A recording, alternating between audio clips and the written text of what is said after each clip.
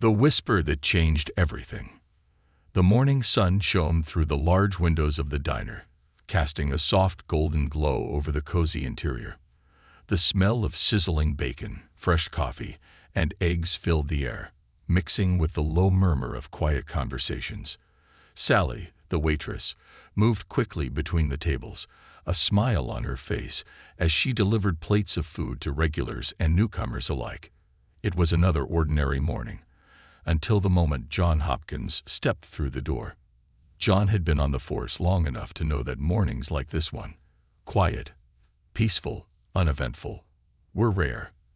As the inspector walked inside, his gaze automatically swept the room, assessing every corner, every face, every detail. It was a habit he had developed after years of training. But today, something felt different. His eyes settled on a small figure sitting alone at the counter. The little boy, no more than 3 or 4, was perched on a stool, his legs dangling high above the floor. His hands rested on an empty plate, and his eyes were fixed on it, as though he expected something to appear there.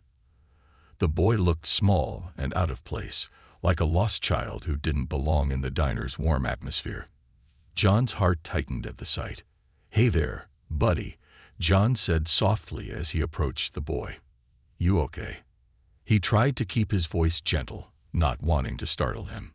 The boy's brown eyes, wide and uncertain, looked up at John. His face was pale, his lips trembling slightly, but he didn't speak. Instead, he gave a small shake of his head, a subtle gesture that spoke volumes to John. Something wasn't right here. John glanced around the diner, hoping to see an adult nearby, someone who could explain the boy's presence. But no one seemed to notice or care, and the boy's loneliness seemed to settle heavily in the air. John hesitated, then took a seat next to the child, his gaze softening. "I'm John," he said, keeping his voice calm. "What's your name?" The boy looked up at him with a mix of curiosity and confusion. For a moment, it seemed as if he wasn't sure whether to trust this stranger. Finally, in a voice so quiet it was almost inaudible, the boy whispered, "Rory." "Nice to meet you, Rory," John said with a small smile, trying to make the boy feel more at ease. "Are you here all by yourself?" Rory's lip trembled, and he shook his head again, this time more vigorously. His eyes filled with tears, and he looked down at the counter, clearly overwhelmed. John's heart ached at the sight of this small, vulnerable child. He reached out slowly, placing a gentle hand on Rory's shoulder. "Hey, it's okay," he said softly. "Where's your mommy?" Rory hesitated, looking up at John as if trying to decide whether to say something. Finally, in a barely audible voice, he whispered, "Mommy's not here. Dad took me away." John's brow furrowed, his concern deepening. He glanced around the diner again, scanning the room, and then the street outside, but he saw no one who seemed to be Rory's father. The boy's statement raised more questions than answers. Why had Rory been left alone in the diner, and why did he seem so afraid? "Is there someone else with you?" John asked gently, his instincts kicking in. He couldn't help but feel something was off, but he didn't want to alarm the child further. Rory nodded faintly, his eyes still fixed on the counter. He pointed out the window, and John followed his gaze. Outside, pacing back and forth on the sidewalk, was a man, his phone pressed to his ear. He seemed oblivious to the boy inside, lost in whatever conversation was occupying his attention. John's brow furrowed deeper. The man's body language suggested agitation, and the way he moved back and forth only heightened John's unease.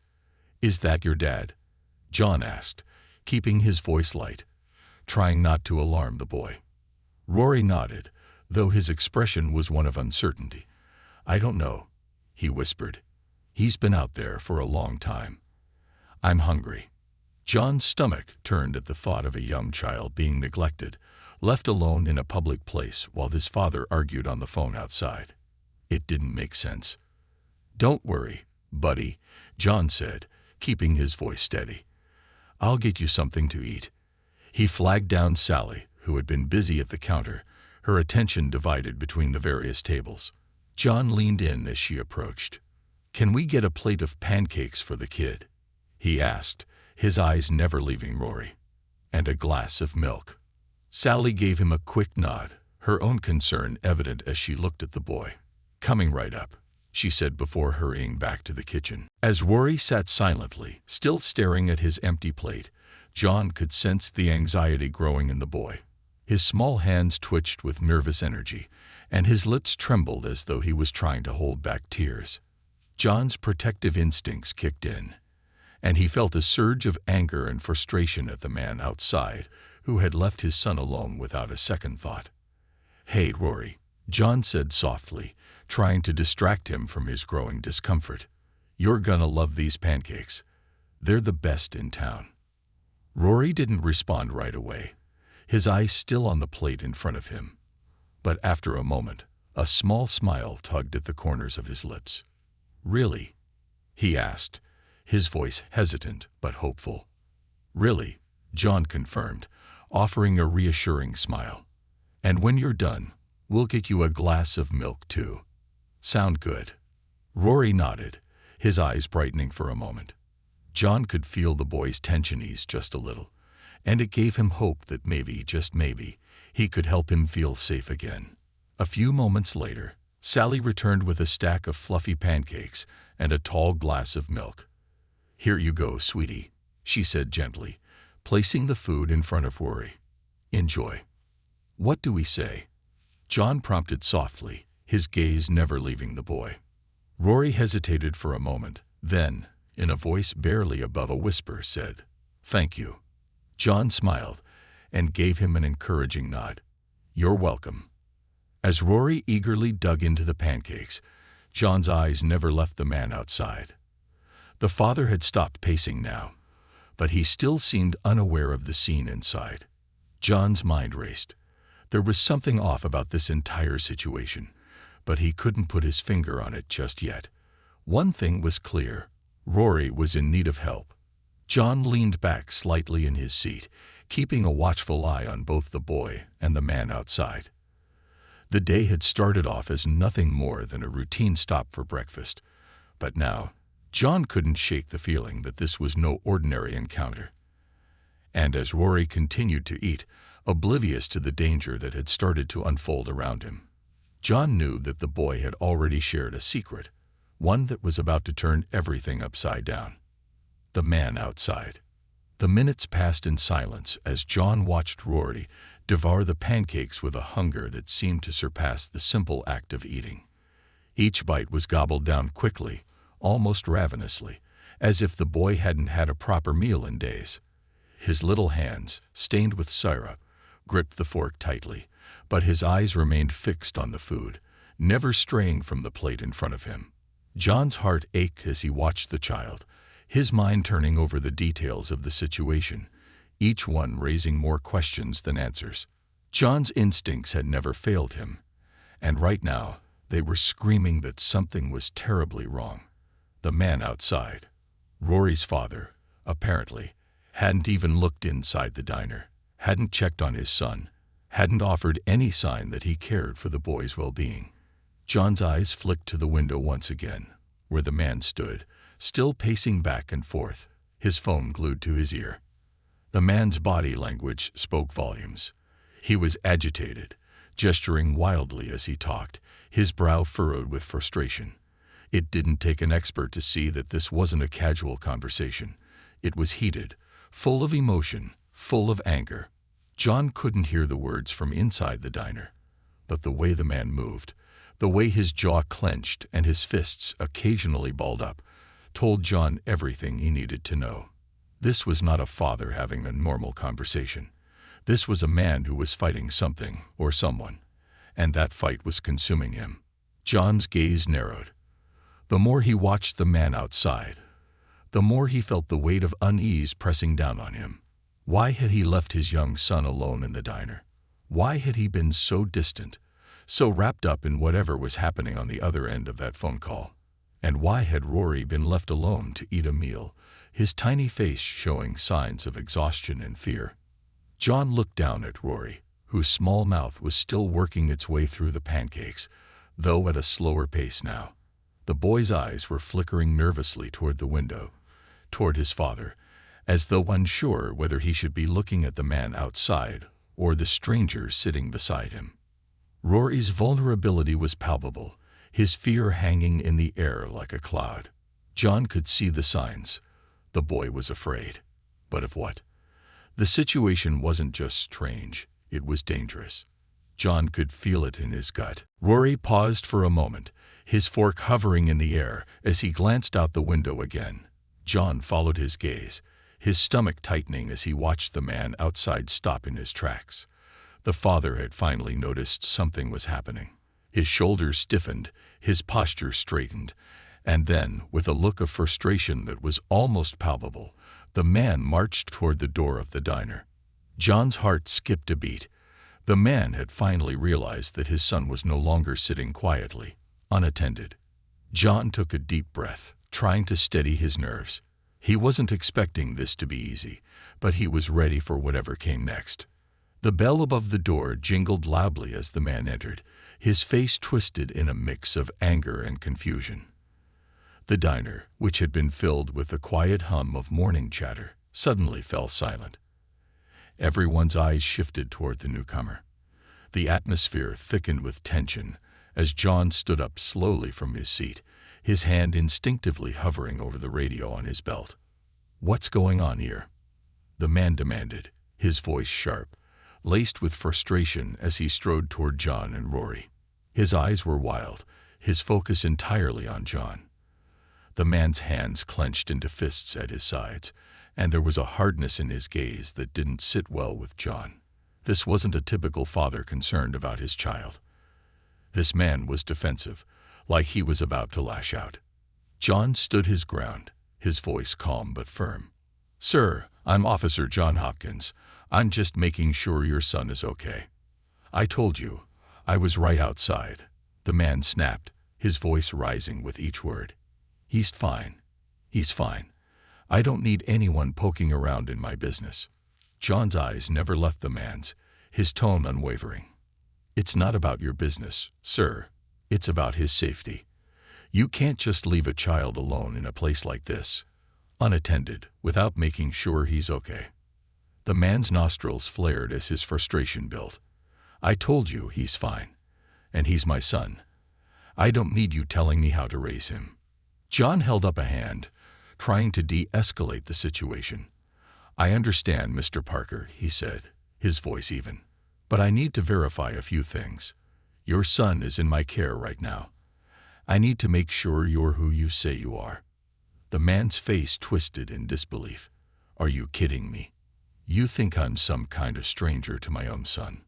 His voice cracked slightly with a mixture of anger and embarrassment. The entire diner was watching, the atmosphere tense. "I'm sorry, sir, but it's procedure," John continued, his voice calm. "When a child is found in a potentially dangerous situation, we have to take steps to verify everything. It's for his safety." Terry Parker, the man standing before John, seethed with barely contained rage. His face was flushed, and John could see the tension in his shoulders as his fists clenched tighter. "I don't need you to tell me how to handle my son," he barked, his eyes darting toward Rory, who was now shrinking in his seat, his hand shaking slightly as he stared at his father with wide eyes. "Mr. Parker," John said, his tone still calm but with an edge of authority, "I'm going to need to see identification. I'm not going to let you take Rory until I know you're really his father." Terry's eyes widened in disbelief, and for a moment, John thought he might explode right there in the diner. He looked ready to shout, to grab his son and storm out.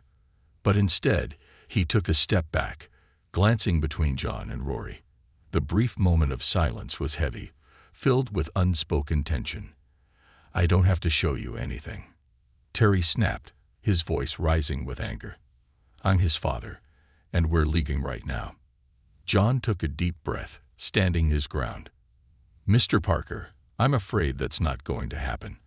I'm not going to let you take Rory until we verify your identity." Terry's lips pulled back in a sneer, and his entire body was tense with the effort to control his anger. "You're making a mistake," He spat, his voice low and dangerous. John knew this wasn't going to end well if he didn't act quickly. But before he could say anything more, something in Terry's eyes shifted.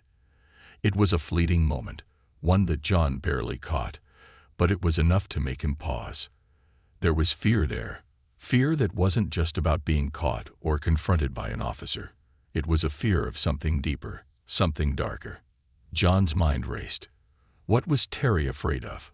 "Where's Rory's mother?" John asked, trying a different tactic. He knew it wasn't a perfect question, but maybe it would give him a window into the man's psyche, a glimpse into the situation that was spiraling out of control. At the mention of Rory's mother, Terry's face contorted in a mixture of anger and guilt, his shoulders sagging for a split second before he regained his composure. "She's not in the picture," he muttered, his voice tight with barely controlled emotion. "It's just me and the boy now." The words hung in the air like a heavy fog, and John felt the weight of them settle in his chest. Something was very wrong here.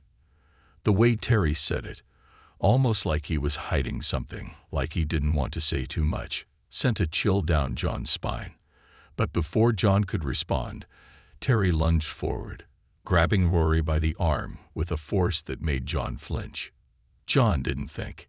His instincts kicked in, and before Terry could react, John's hand shot out, grabbing Terry's wrist and yanking him back. "Step back, Mr. Parker," John ordered, his voice loud and commanding. But Terry wasn't done. His face twisted with rage, and in a split second his free hand swung at John's face. John dodged just in time, barely avoiding the punch, but he knew things were escalating fast. He couldn't let Terry get away with this.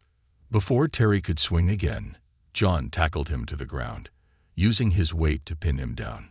"Terry Parker, you're under arrest for resisting arrest and assaulting an officer," John shouted, his voice steady despite the adrenaline pumping through his veins. The diner fell into complete silence as John secured Terry's hands behind his back, his mind racing with the implications of what had just happened. What was going on with this man, and why had Rory been left alone?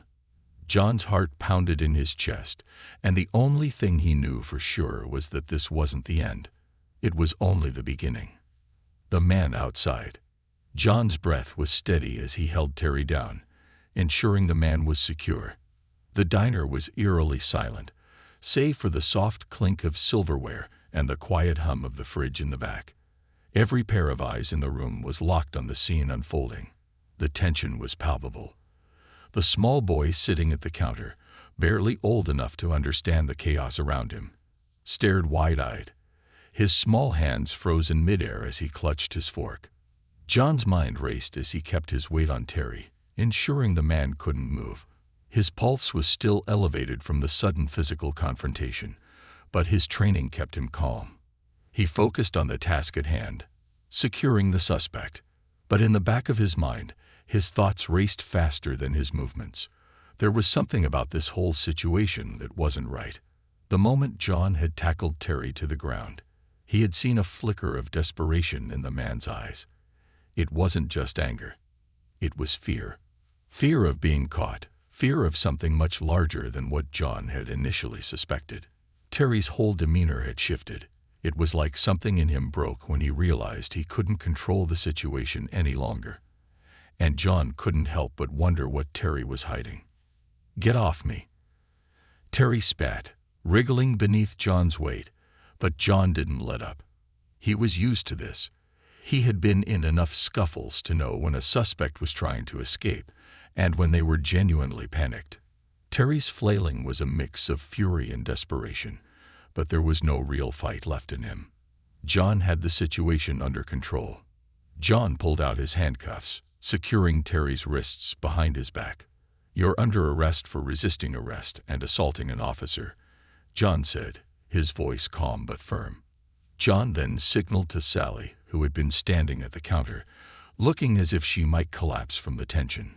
She nodded silently, her eyes wide as she reached for the phone behind the counter, her fingers trembling slightly. With Terry handcuffed and restrained, John stood, pulling him up with one smooth motion. He was still calculating the situation, his mind moving faster than his body. "You're going to the station, Mr. Parker," John said as he pushed Terry toward the door, his grip firm on the man's shoulder. "Come on, let's go," John ordered, his voice low, barely above a whisper, but enough to command Terry's attention. John knew better than to let Terry get too comfortable. There was too much uncertainty around this man. He could feel it deep in his gut. Something wasn't adding up. Sally was still on the phone, whispering into the receiver, no doubt calling for backup or notifying the authorities. She gave John a quick, worried look as he led Terry out the door. Outside, the air was cool and crisp, the morning sun having finally burned through the haze of early morning fog. The street was quiet now, save for the hum of distant cars and the soft whoosh of wind. As they reached John's patrol car, Terry twisted and jerked against John's grip, still muttering angrily, though the fight had left his voice. "You don't know what you're doing," he said between clenched teeth. "You've got no idea." John didn't respond immediately. Instead, he pushed Terry into the back seat of the car, locking the door behind him before leaning down to speak through the window.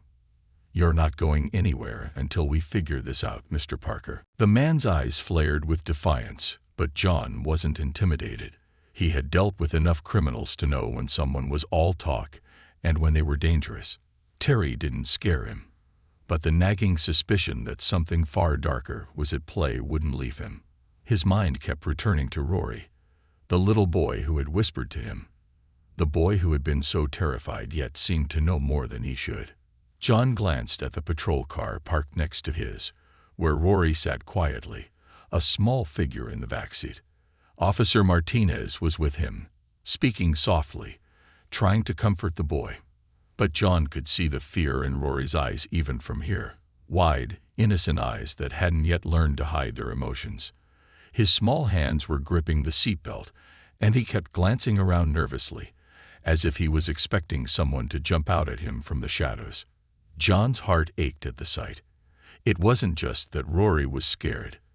It was that there was something about this whole situation that seemed designed to unsettle him, to make him feel as if he didn't have control over his own life. And from what little Rory had said earlier, John knew that something wasn't right in the boy's life. His mother wasn't in the picture, and his father had been acting erratically. John sighed, rubbing his temples as the weight of the situation settled in. His primary concern now was Rory.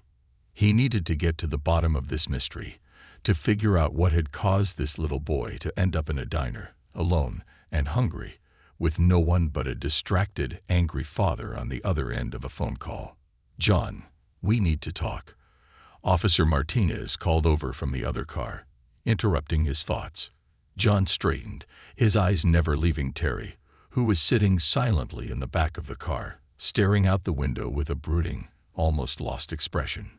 John walked over, his boots making soft thuds against the pavement. "What's going on?" he asked, glancing into the car at Rory, who was now looking up at Martinez with cautious curiosity. "Nothing yet," Martinez replied, his voice low. "The boy's in shock. He's not saying much, but he did mention something about his mom. And then there was something about his dad." John raised an eyebrow. "What did he say?" Martinez paused for a moment, clearly searching for the right words. "It was more like something he didn't say," he said. "When I asked him about his mom, he went quiet for a minute. Then he said she wasn't coming back, that she was gone." John's stomach churned at the thought. Gone. That could mean so many things, none of them good. "I don't think he knows exactly what's going on," Martinez continued. "But it sounds like he's been through something. His father. It's clear he's not all there. There's a lot of anger in that man." John clenched his jaw. He had seen this before. Broken families, broken people. And often, the children were the ones who paid the price. But there was something else in the air now, something darker than just a fractured family dynamic. "Did he say anything else?" John pressed. Martinez shook his head. "Just that he wanted to go home. But when I asked where home was, he went silent. That's when he started looking at his dad in the patrol car like he was afraid to even speak. John thought for a moment, his mind spinning with the new information. If Rory wasn't talking, if he was too scared to tell them the truth, it would make the investigation even more difficult. But John had a duty to protect the boy now, no matter what it took. John's eyes flicked back to Terry, who was still staring out the window, his face a mask of tension and fear. He needed to dig deeper, to get to the heart of whatever had happened. And he needed to do it fast. Rory couldn't stay in the dark any longer. "All right," John said, his voice steady. "We need to get Rory somewhere safe. Let's take him to the station for now. And we'll keep digging into his dad's story. Something's off, and we need to figure out what it is." Officer Martinez nodded. "I'll take him inside. You handle things with Terry." John walked back to the patrol car, his mind spinning, but his focus clear. He was going to find out what was going on with this family, no matter how deep he had to dig. Something told him that this was far from over. Something told him it was just beginning. Secrets unveiled. The soft hum of the patrol car's engine filled the air as John drove through the quiet streets, Rory sitting silently in the backseat. The boy's small face was pressed against the window, his wide, innocent eyes watching the world outside, as if searching for an answer in the passing scenery. John couldn't shake the weight of the situation. Terry Parker, the father, was in custody, and the boy's safety had been secured, for now. But the deeper John dug, the more questions seemed to surface, unanswered and looming. John glanced at Rory through the rearview mirror, his heart aching at the sight of the small child, so vulnerable, so quiet. Rory hadn't said much since leaving the diner, but his earlier words echoed in John's mind. "Mommy's not here. Dad took me away." They had sounded so simple, but they carried a weight that John couldn't ignore. "Rory," John said gently, breaking the silence in the car. "How are you feeling, buddy?" Rory didn't respond right away. His tiny hands gripped the seatbelt across his chest as he continued to look out the window. Finally, in a voice so soft John almost missed it, Rory whispered, "I'm tired." John nodded, keeping his tone light. "I bet you are. You've had a long day, huh?" The boy nodded but said nothing more. John didn't push him. He knew better than to overwhelm a child who was already dealing with so much. Instead, he focused on driving, letting the silence settle over them like a fragile truce. When they arrived at the station, John parked the car and turned to Rory. "All right, buddy, we're here. We're going to take good care of you, okay?" Rory hesitated, his small hands clutching the seatbelt even tighter. His eyes were wide, and John could see the fear bubbling just beneath the surface. "Will my daddy be here?" Rory asked, his voice trembling. John crouched down to Rory's level, his expression soft and reassuring. "Your dad is here, but you won't have to see him if you don't want to. You're safe with us, I promise." Rory nodded slowly, his grip on the seatbelt loosening. John opened the door and gently helped him out of the car, holding the boy's hand as they walked into the station. The fluorescent lights inside were harsh, casting sharp shadows on the walls, but the station itself was quiet, with only a few officers milling about. Officer Martinez approached them, his expression serious but kind. "We've got a room set up for him," he said, nodding toward the back of the station. "Some toys, snacks, and a bed if he needs to rest." John nodded his thanks and led Rory down the hallway to the room Martinez had mentioned. It was small but cozy, with a soft couch, a table covered in crayons and coloring books, and a basket of stuffed animals in the corner. Rory's eyes lit up slightly at the sight of the toys, and John felt a flicker of relief. "Why don't you hang out here for a bit?" John suggested, guiding Rory to the couch. "You can color or play with the toys. I'll be just outside, okay?" Rory nodded, clutching a stuffed bear from the basket. John smiled and ruffled the boy's hair before stepping out of the room, closing the door softly behind him. In the main office, Officer Mike Davis was waiting for John with a thick file in his hands. The older officer's face was grim, his usual easygoing demeanor replaced with a seriousness that immediately put John on edge. "What have you got, Mike?" John asked, leaning against the desk.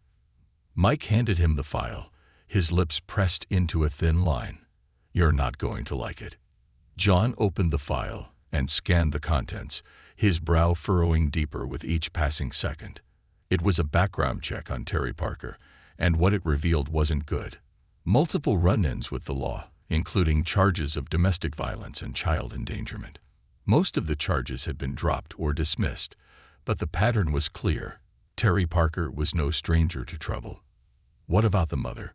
John asked, flipping through the file. "Do we have anything on her?" Mike nodded, pulling out another sheet of paper. "Her name's Angela Parker. She filed for divorce from Terry about a year ago. According to the records, she was granted full custody of Rory, but there's no current address listed for her. Last known address was an apartment downtown, but that was months ago." John's stomach twisted. Why isn't she listed in the system now? Did she disappear? Mike hesitated, his expression troubled. "That's the thing, John. There's no record of her after the custody ruling. No bank activity, no phone records, nothing. It's like she vanished into thin air." John felt a cold knot of dread forming in his chest. "And Terry, what's his story?" Mike shook his head. "He's been moving around a lot, staying in motels, couch surfing. No stable address. And there's no record of him having custody of Rory. Legally, he shouldn't even have the boy." John clenched his jaw, his mind racing. Terry had clearly taken Rory against the custody arrangement, but that wasn't the most pressing concern. The bigger question was, what had happened to Angela? "Do we know anyone who might have seen Angela recently?" John asked, already forming a plan in his mind. Mike nodded slowly. Neighbors at her last known address said she kept to herself, but there was one who mentioned hearing arguments late at night, right before she disappeared.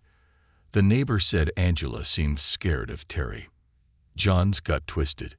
The pieces were starting to fall into place, and none of them painted a pretty picture. Angela Parker, a mother granted full custody of her son, had vanished without a trace, leaving Rory in the hands of a man with a violent history.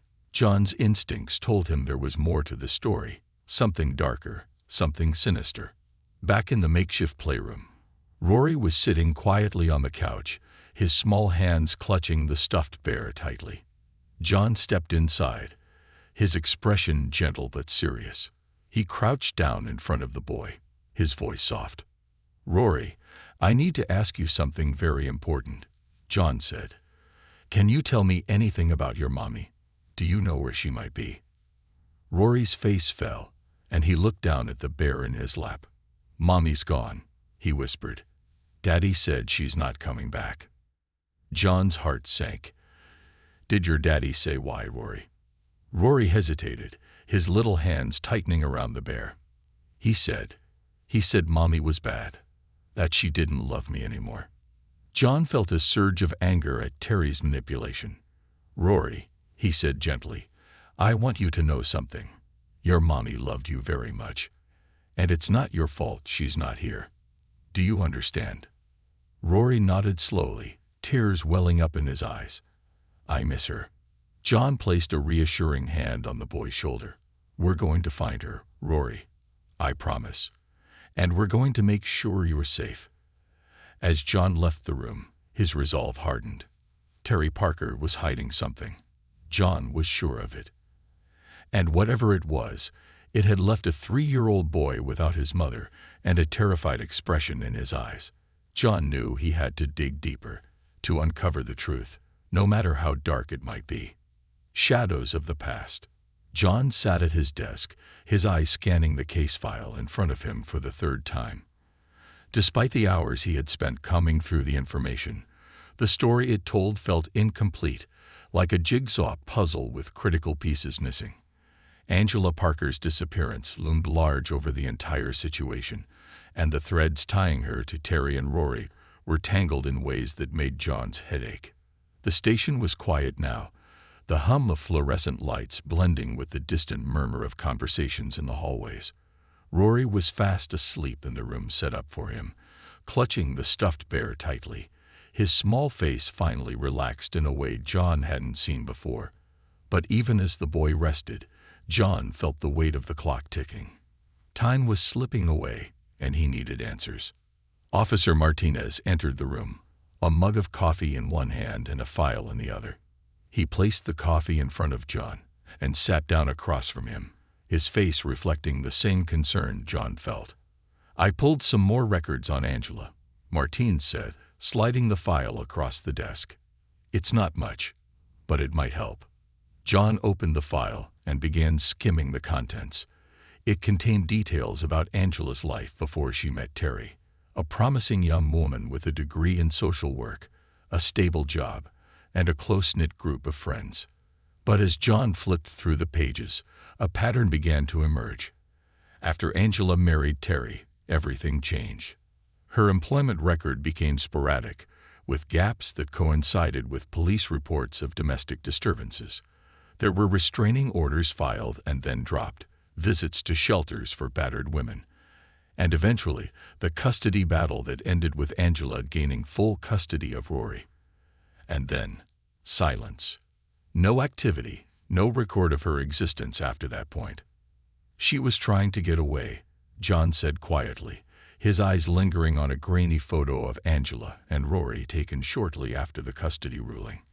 Angela's smile was faint, her eyes shadowed with exhaustion, but there was a spark of hope in her expression as she held Rory close. She wanted to give Rory a better life. Martinez nodded, but Terry wasn't going to let that happen. John closed the file and leaned back in his chair, rubbing his temples. "What about the apartment? Did anyone from forensics find anything there?" Martinez hesitated. "They're still processing the scene, but the initial report said it looked like she left in a hurry. Clothes were gone, some personal items, but no sign of a struggle." John frowned. "No sign of a struggle doesn't mean she left willingly." Martinez's expression darkened. "There's something else." Neighbors reported seeing Terry at the apartment several times after Angela moved out. He claimed he was picking up things she left behind. But he might have been looking for her," John finished, his voice grim. "And if he couldn't find her..." John's words trailed off as a memory surfaced, the look in Terry's eyes when John had arrested him. That mix of anger and fear, the desperation in his voice when he said, "You don't know what you're doing. You've got no idea." What was Terry so afraid of? What was he hiding? John decided it was time to confront Terry. He left Martinez to keep an eye on Rory and headed to the holding cells. The dimly lit corridor was silent except for the occasional creak of metal bars as officers made their rounds. John stopped outside Terry's cell and found the man sitting on the small bench, his head in his hands. He looked up as John approached, his eyes bloodshot and filled with something that looked like resignation. "Terry," John began, his tone steady but firm. "We need to talk." Terry laughed bitterly, leaning back against the wall. "What's there to talk about? You've already made up your mind about me." John crossed his arms, his gaze unwavering. "I haven't made up my mind about anything, but I have questions, and you're the only one who can answer them." Terry's jaw tightened. "I'm not saying anything without a lawyer." "That's your right," John said calmly. "But I think you know as well as I do that this isn't just about you anymore. It's about Rory, and it's about Angela." At the mention of Angela's name, Terry's expression shifted, his bravado faltered, and for a brief moment, John saw something else in his eyes. Guilt. "I don't know where she is," Terry said, his voice low. "I didn't ask if you knew where she is," John replied, stepping closer to the bars. "I asked what happened to her." Terry's hands clenched into fists, his knuckles white. "She left," he said through gritted teeth. "She took my son, and she ran. She didn't want me in his life." "Maybe she had a good reason for that," John said evenly. "You've got a record, Terry. Domestic violence, child endangerment. Angela didn't just leave because she felt like it. She left because she was afraid of you." Terry's face twisted with anger, but he didn't deny it. Instead, he stood and paced the small confines of the cell, his movements jerky and agitated. "You don't know what it's like," he said finally. "You don't know what I went through. She was always trying to control everything. I couldn't even see my own son without her permission." "Maybe because she was trying to protect him," John countered. "What happened, Terry? Did you go to her apartment after she left? Did you confront her?" Terry stopped pacing and stared at John, his chest heaving. For a moment, John thought he might lash out, but then Terry sank back onto the bench, his shoulders slumping in defeat. "I just wanted to talk to her," Terry said quietly. "I wanted to see Rory, but she wouldn't listen. She kept saying I wasn't fit to be a father." John's gaze sharpened. "And what did you do?" Terry shook his head, his hands trembling. "I didn't hurt her, if that's what you're asking. I swear, I didn't. She said she was leaving, that I'd never see Rory again, and then she was gone." "Gone where?" John pressed. "Did she tell you where she was going?" "No," Terry said, his voice cracking. "She didn't say anything. One day, she was just gone." John studied Terry carefully, searching for any hint of deception. He wasn't convinced Terry was telling the whole truth, but there was enough anguish in the man's voice to suggest he wasn't entirely lying either. "Did you try to find her?" John asked. Terry looked up, his eyes filled with desperation. "Of course I did. She had my son. I went to her friends, her work, everywhere I could think of. But no one knew where she was. It was like she disappeared." John frowned. Angela's disappearance was too convenient, too clean. If Terry was telling the truth, then someone had helped her vanish. But who? And why hadn't they contacted the authorities when Terry showed up with Rory? "You said Angela was bad," John said suddenly, remembering Rory's earlier words, that she didn't love Rory. "Why would you tell your son something like that?" Terry's face darkened. "Because it's true," he snapped. "She didn't care about him. She just wanted to hurt me." John shook his head, his patience wearing thin. "That's not what Rory believes. He misses her. He loves her. And you've been feeding him lies to turn him against her." Terry looked away, his jaw tight. John sighed, realizing he wasn't going to get much more out of the man tonight, but he had enough to keep digging.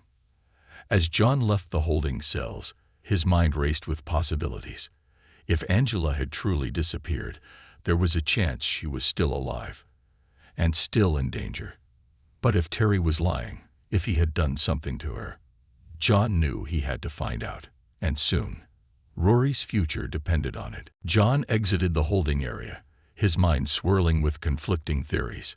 Terry Parker's anger, his guilt, and his insistence that Angela had simply vanished painted a murky picture. But John knew one thing for certain.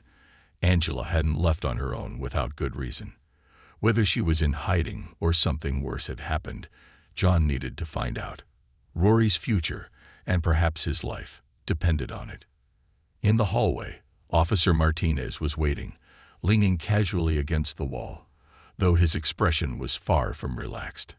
"Anything from him?" he asked. John shook his head, running a hand through his hair. "Nothing concrete. He claims he didn't hurt Angela, but he admits he tried to track her down after she left. Says she disappeared, and no one knows where she went." Martinez frowned. "Do you believe him?" John hesitated. "I'm not sure. There's guilt in his eyes, but it could be about a lot of things. His behavior, what he's done to Rory, or maybe even something worse. Either way, he's not telling us everything." Martinez nodded, folding his arms. "I've got some updates on Angela's case. Forensics sent over preliminary findings from her last known address. Thought you'd want to see them." John's interest piqued. "What did they find?" Martinez handed him a tablet with the report pulled up. "It's subtle, but there are signs of a struggle.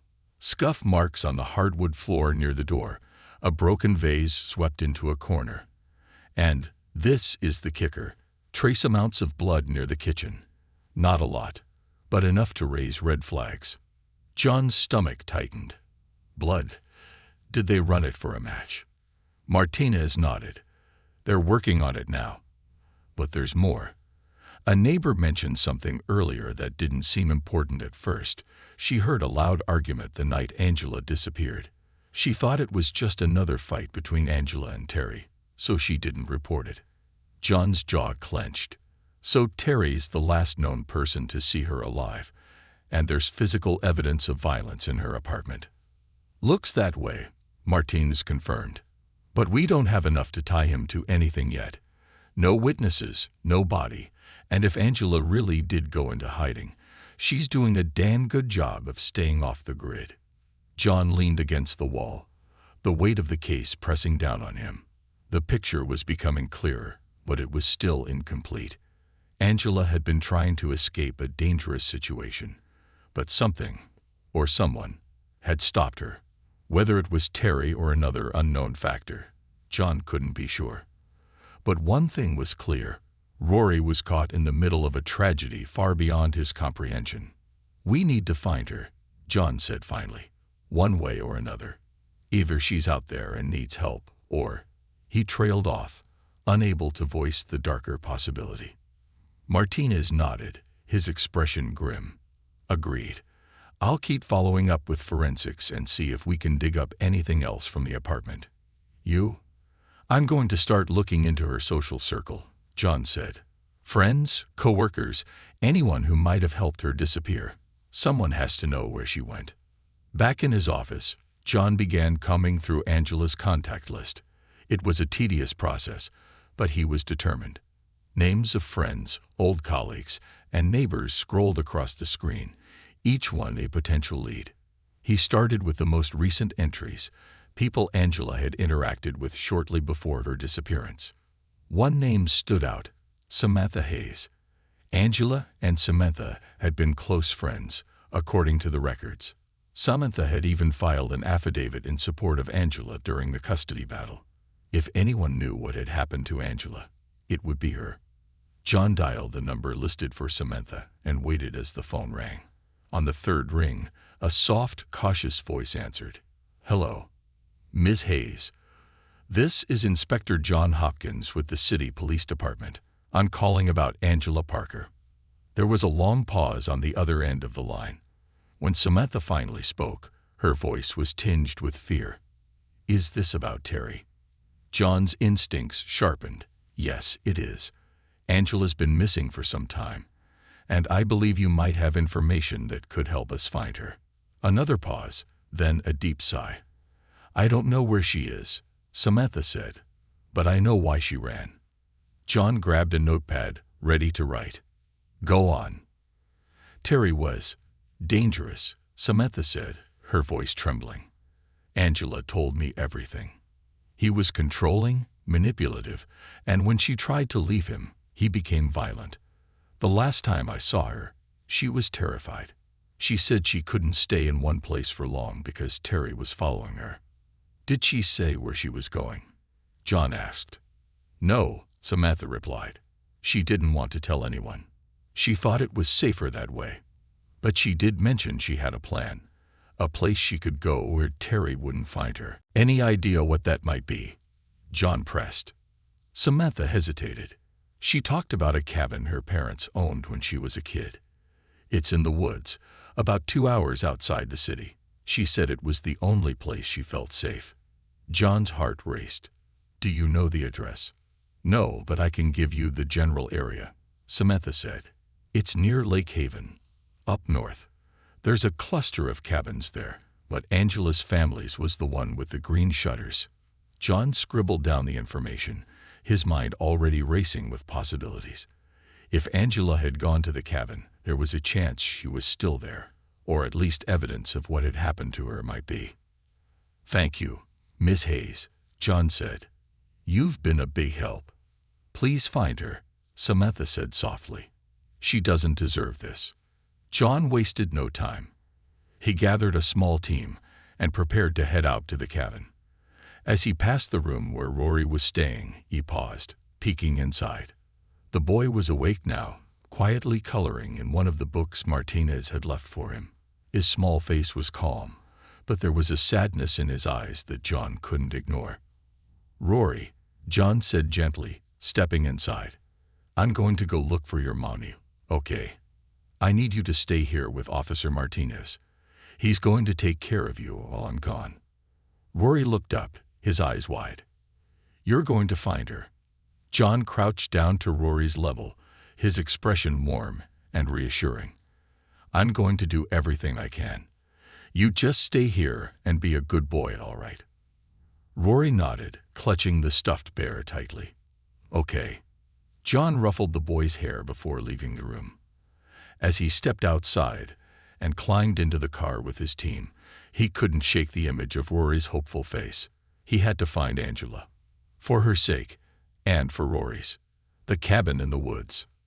The drive to Lake Haven was long and tense, the atmosphere in John's car thick with unspoken worry. The team consisted of Officer Martinez and 2 other experienced officers, all briefed on the situation. The late afternoon sun dipped lower on the horizon, casting long shadows over the winding road. The thick trees lining the path seemed to close in, their dark branches reaching across the sky like skeletal fingers. It felt as if the forest itself was holding its breath, waiting for the secrets buried within to be uncovered. John gripped the steering wheel tightly, his knuckles white against the leather. His mind was racing with possibilities. If Angela had made it to the cabin, what would they find? Would she be there, safe but in hiding? Or would they be too late? The blood at her apartment and the scuff marks indicating a struggle haunted him. Terry Parker's erratic behavior, his cryptic admissions, and the neighbors' reports of loud arguments all pointed to something far darker than a simple disappearance. "John," Martine said, breaking the silence. He was in the passenger seat, his brow furrowed as he studied the map on his tablet. "We're about 10 minutes out. The cabins are scattered along the northern edge of the lake. Angela's family's cabin should be the last one on the main trail." John nodded, his eyes fixed on the road. "Let's proceed cautiously. If Angela is there, we don't want to scare her. But if someone else is, we need to be prepared for anything." The officers in the back seat murmured their agreement. They all understood the gravity of the situation. This wasn't just about finding Angela. It was about uncovering the truth and protecting Rory from a nightmare he didn't yet fully understand.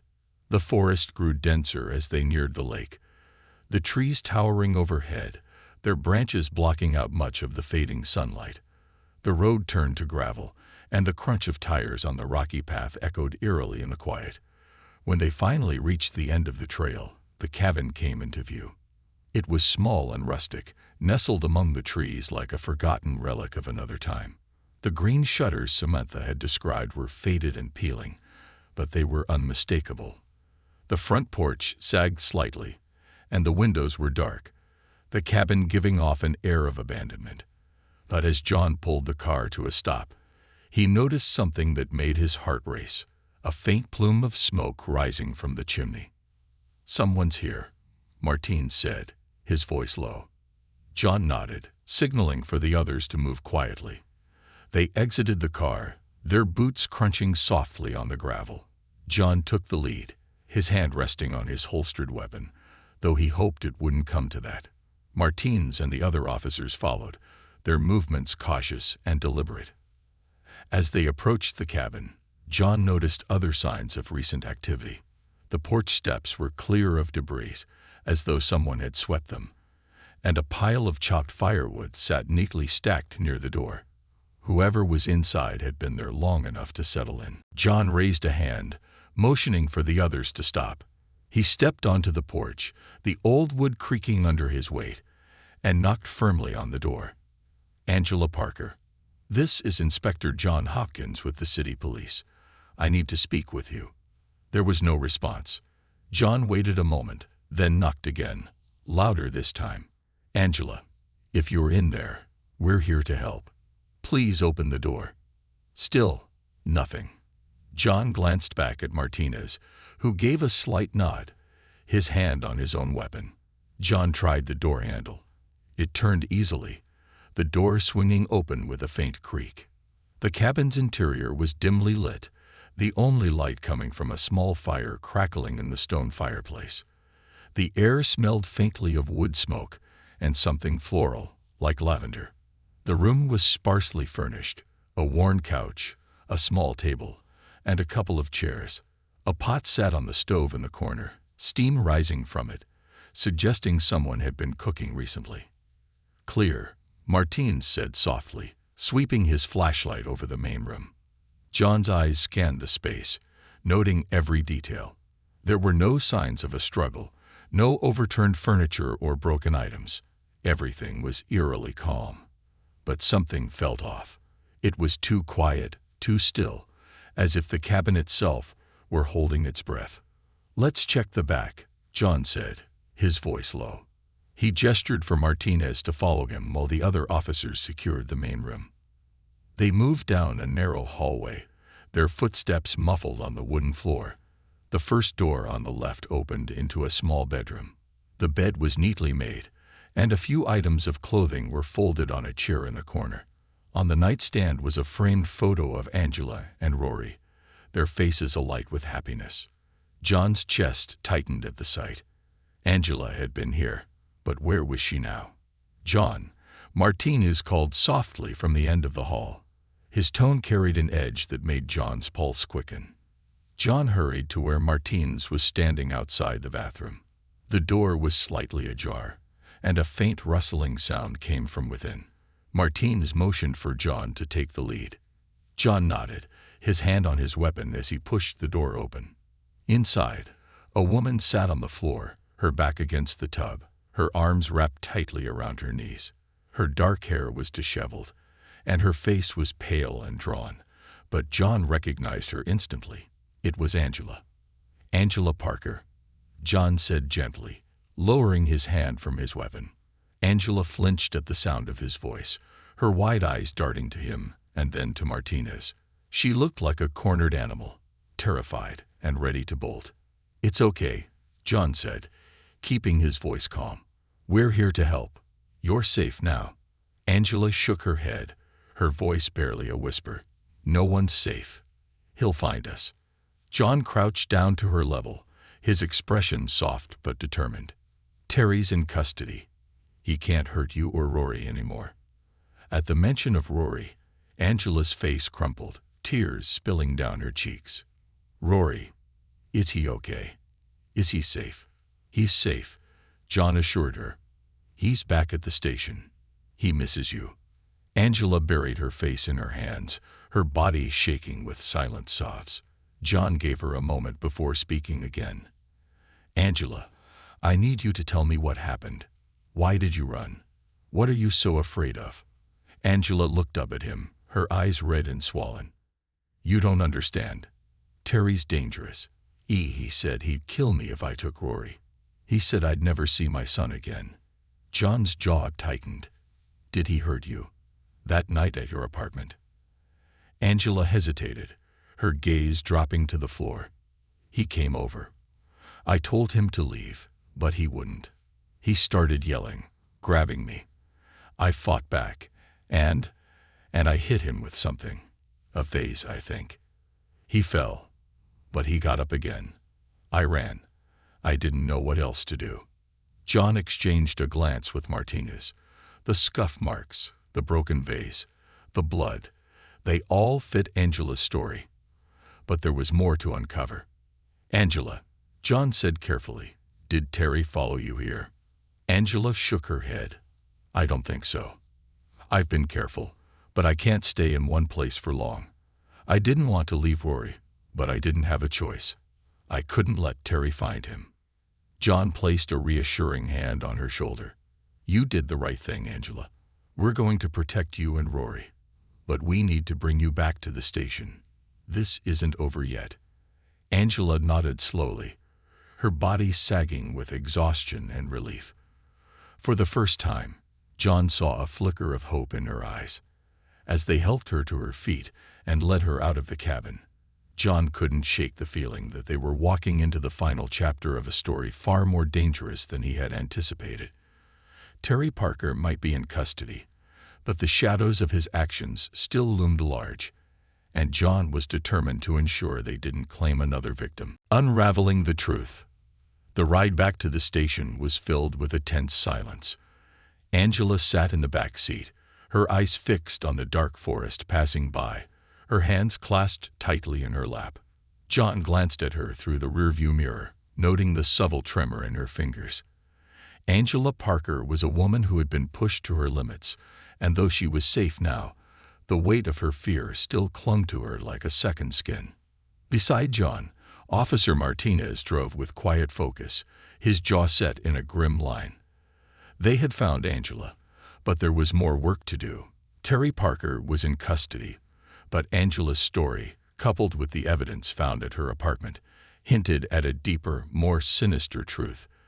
And then there was Rory, a young boy caught in the crossfire of a tragedy he could barely understand.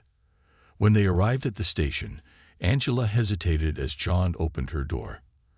Her eyes darted around the parking lot as though she expected Terry to leap out of the shadows.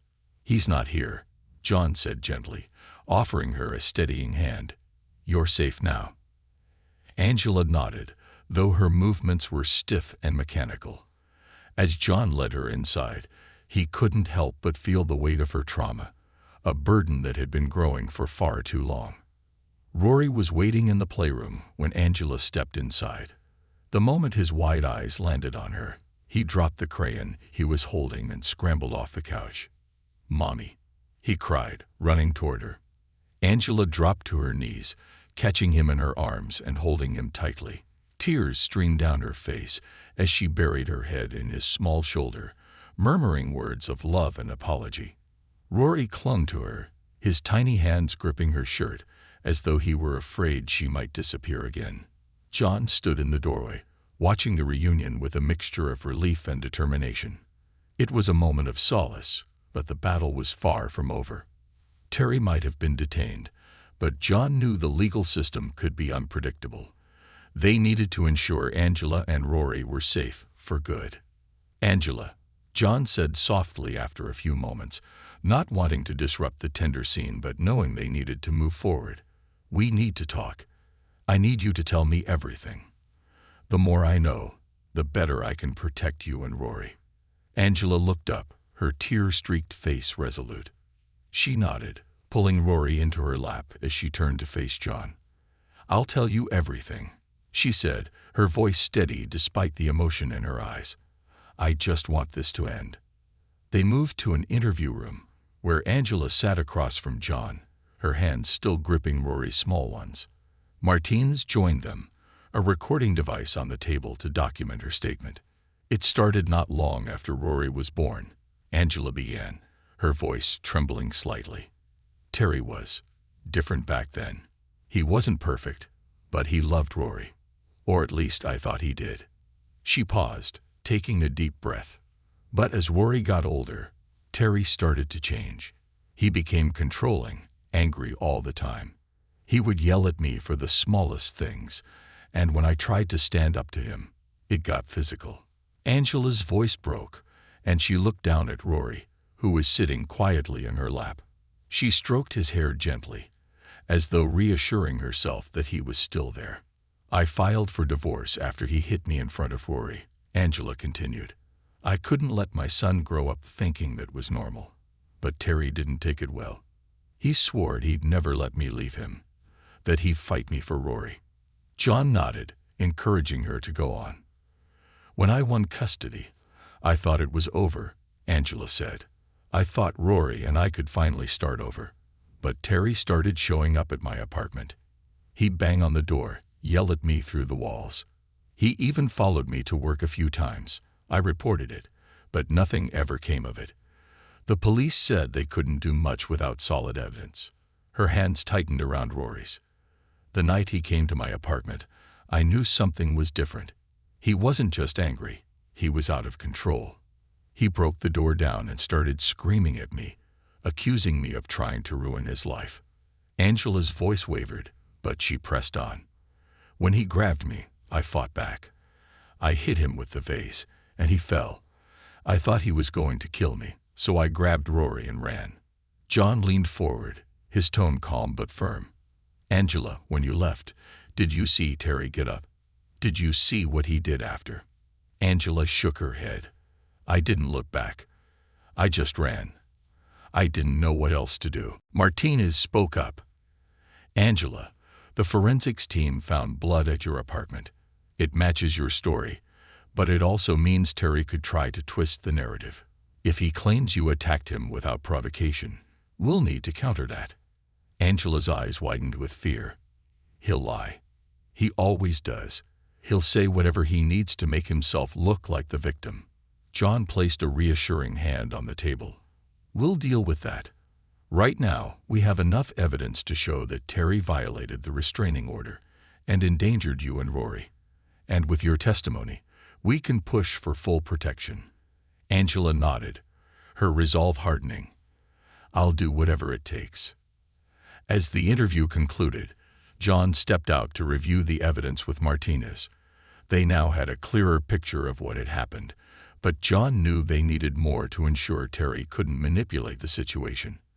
We need to lock down any additional witnesses, John said. Neighbors, co-workers, anyone who saw or heard anything in the days leading up to Angela's disappearance. Martinez nodded. I'll get a team on it. What about Rory? Do you think Terry will try to use him to gain sympathy? John frowned. It's possible, but we're not letting that happen. Rory's safety is our top priority. That night, John walked Angela and Rory to the safe house arranged by Child Services. It was a modest, secure location guarded around the clock, meant to provide temporary shelter for families in crisis. Angela hesitated at the door, her eyes filled with both gratitude and lingering fear. Thank you, she said softly, for everything. John smiled, kneeling down to Rory's level. Take care of your mom, okay? She needs you. Rory nodded solemnly, clutching the stuffed bear John had given him. I will. As John watched them step inside, a sense of relief washed over him. For now, they were safe. But John knew the fight wasn't over. Terry Parker still posed a threat, and John was determined to ensure that Angela and Rory never had to live in fear again. As the door closed behind them, John turned and walked back to his car, his resolve stronger than ever. Justice would be served, no matter how long it took.